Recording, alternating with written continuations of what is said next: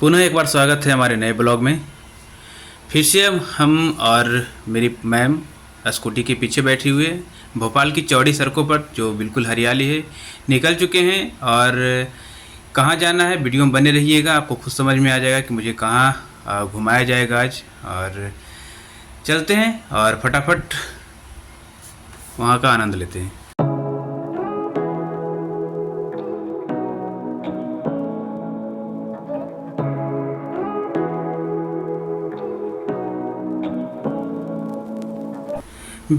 Video में जैसा आप देख पा रहे होंगे कि हम पहुंच गए हैं मध्य प्रदेश जनजातीय संग्रहालय यानी म्यूजियम में। और सबसे पहले हम बाइक को स्टैंड करेंगे पार्किंग में, और पार्किंग में स्टैंड करने के बाद हम लोग आगे बढ़ेंगे। भैया से मैंने पूछा, पार्किंग वाले भैया से, तो यहाँ पार्किंग का कोई शुल्क नहीं देना है, बस पार्किंग करना है और अपना नाम यहाँ मेंशन कर देना है। फिर हम लोग आगे बढ़े तो बहुत सारी हरियाली के साथ हम लोग आगे बढ़ते जा रहे हैं और देखते हैं कहाँ टिकट मिलता है। सबसे पहले हमें टिकट लेना है और टिकट लेने के बाद मुझे आगे बढ़ना। जो ही मैं आगे बढ़ा और आगे बढ़ने के बाद मुझे टिकट काउंटर मिला था जिस पे मैम टिकट ले ली। इसके बाद हम लोग अंदर प्रवेश किए। अंदर प्रवेश करते ही बिल्कुल लाइटिंग और जनजातीय यानी ट्राइबल लोगों के द्वारा जो उन लोगों का जो कलाकारी है, उन्होंने अपना कलाकारी इस म्यूजियम में पूरी अच्छी तरीके से झोंका है।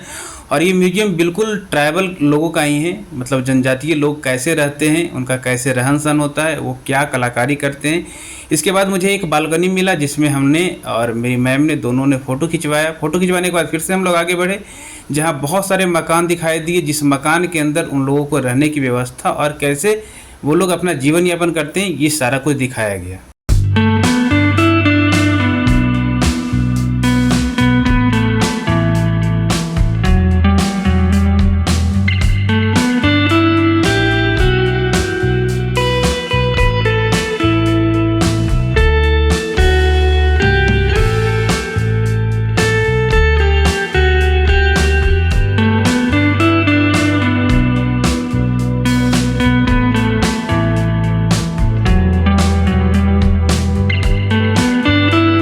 पहले मैं एक बात क्लियर कर दूं कि इस म्यूजियम के अंदर, हालांकि किसी भी म्यूजियम के अंदर आपको फ़ोटो खींचना या फिर वीडियो बनाना अलाउ नहीं होता है, लेकिन हमने 100 रुपया चार्ज देकर, जो आप हमारे गले के अंदर देख सकते हैं एक आइडेंटिटी कार्ड लगा हुआ होगा, उस 100 रुपया देकर मैंने यहाँ फ़ोटो खींचने का अलाउ लिया। और इसके बाद अनुमति लेने के बाद ही मैंने यहाँ फ़ोटोग्राफी किया।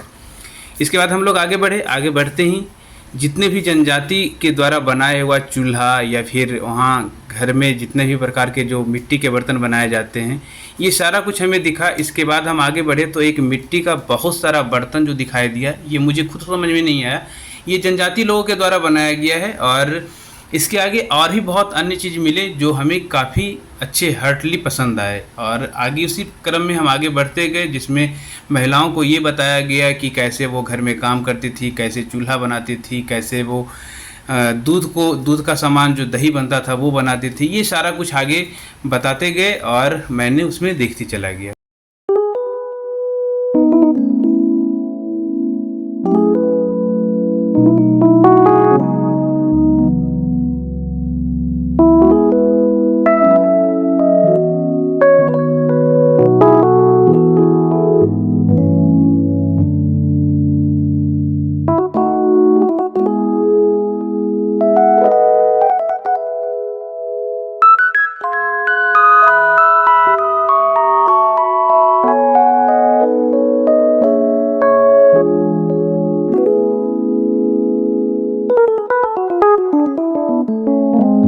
जिस प्रकार अभी आप म्यूजिक सुन रहे थे, बिल्कुल उसी प्रकार से अंदर फील होता है। मजे में हम लोग आगे बढ़ रहे थे। आगे बढ़ते ही मुझे एक बैठने का स्थान मिला जो एक रूम के अंदर बना हुआ था, जिसमें हम लोगों ने बैठा और वहाँ फ़ोटो भी क्लिक करवाया। लेकिन आगे बढ़ने से पहले मैं आपको ये बता दूँ कि मध्य प्रदेश के अंदर कौन कौन सी जनजाति पाई जाती है, कौन कौन आदिवासी पाए जाते हैं। तो मुख्यतः यहाँ बैगा आदिवासी पाए जाते हैं जो सबसे ज़्यादा मात्रा में है। इसके अलावा गोंड और भील, इसके अलावा सहरिया, ये बहुत सारे जनजाति यहाँ मिलते हैं और इस यहाँ पाए जाते हैं। इसके अलावा हमने आगे बढ़ा, फिर मैंने बाहर निकला। बाहर निकलते के क्रम में मुझे एक और भी दृश्य मिला जिसको मैंने अपने कैमरे में कैप्चर किया, जो आपको इस प्रकार से दिखाई दे रहा होगा। एक ट्रेन है, ट्रेन के अंदर बहुत सारे लोग बैठे हुए हैं और उसका जो है कलाकृति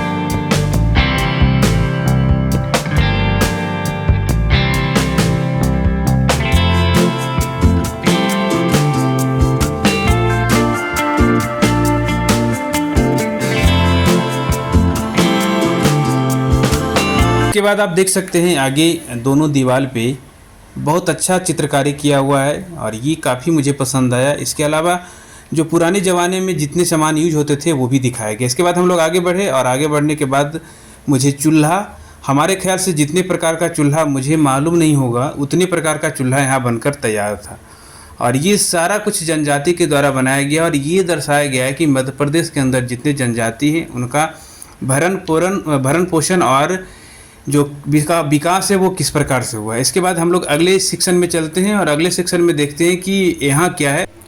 बेसिकली यहाँ ग्रामीण चीज़ों को दिखाया गया है जिसमें घर मकान गांव में कैसे होते हैं, ख़ासतौर पर जनजाति लोगों का, जिनका कि घर में गांव में किस प्रकार का घर होता है, घर में बैठने की व्यवस्था क्या होती है, फ्लोर कैसे बनाते हैं, इसके अलावा वहाँ क्या व्यवस्था होती है। ये मैंने अंदर प्रवेश किया रूम में और यहाँ आपको मैं सबसे पहले खटिया दिखाता हूँ और सूप है इधर। इसके अलावा और भी अन्य सामान जो घर में मौजूद होता है, हालांकि अभी भी ये सारे सामान हमारे घर में मौजूद हैं। एक रूम जिसके अंदर कोठी यानी जिसको अनाज रखने के लिए बताया गया है। देखिए ऊपर आप देख सकते हैं बाल है जिसको भुट्टा भी बोलते हैं हम लोग, और कोठी जिसमें अनाज रखा जाता है। इसके अलावा घर में बनाई हुई अपनी कलाकृति, ये सारा कुछ दिखाया गया है। घर में किस प्रकार से आपको चूल्हा बनाया जाता है, चूल्हा में किस प्रकार से बर्तन बिठाया जाता है, ये सारा कुछ यहाँ अवेलेबल है।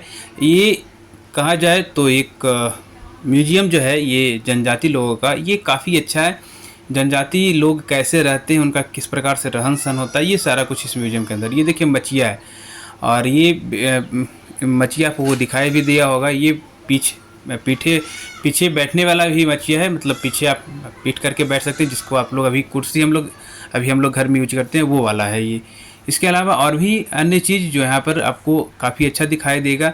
घर में दरवाज़ा कैसे होते हैं, खिड़की कैसा होता है, इसके अलावा बट्टा, सूप, जाता, ये सारा कुछ यहाँ अवेलेबल है। रस्सी किस प्रकार से घर में रखा जाता है, ये सब कुछ यहाँ अवेलेबल है। यहाँ बहुत मज़ा आया हमें घूमकर। ख़ासतौर पर ये कहा जाए कि धूप तो थी ही, बट इस धूप में भी हमें यहाँ मज़ा आ रहा था, क्योंकि ऊपर से जो छत कवर किया हुआ था, इससे नीचे बहुत ज़्यादा गर्मी नहीं लग रही थी और हम लोग अच्छे तरीके से यहाँ घूम रहे थे। ऊपर जाने का रास्ता भी था, हालांकि ऊपर हमने गया नहीं, लेकिन जो कलाकारी यहाँ किया गया है ये वास्तविक तौर पर काबिल तारीफ़ है। बहुत अच्छा है, लाजवाब है। ऊपर चढ़ने की जो सीढ़ी होती है, जिसको हम लोग गाँव में निसैनी या फिर अन्य जगहों पर अन्य भाषाओं में लोग इस्तेमाल करते हैं, ये सारा कुछ यहाँ आपको देखने को मिलेगा।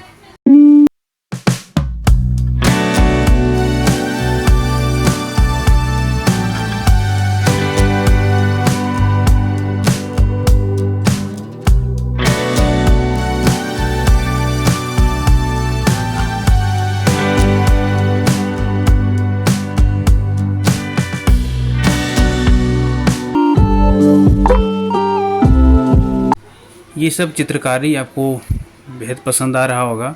इससे बाद हम लोग आगे बढ़ते हैं, जहाँ मुझे एक रूम मिला। इस रूम के अंदर जो जनजाति लोगों के, आदिवासी लोगों के जो महान नेता या फिर यूँ कहा जाए जो वहाँ के जो महान योद्धा थे, उनके बारे में इस रूम के अंदर दिखाया गया है। चलिए हम लोग रूम प्रवेश करते हैं और यहाँ इनके जितने भी महान योद्धा थे उनके बारे में, यहाँ उनके जीवनी बताया गया है, उनके बारे में उनका पूरा जीवन का परिचय दिया गया है, जिसको हम लोगों ने काफ़ी देर तक रुक कर हमने पढ़ा। इस बार फिर से हम लोग आगे बढ़े और आगे बढ़ने के बाद पूरे गलियारे में अच्छा चित्रकारी किया हुआ था, अच्छा कलाकारी किया हुआ था, जिसको हम लोगों ने अपने कैमरे में कैप्चर किया और सीधा हम लोग आगे बढ़ते गए।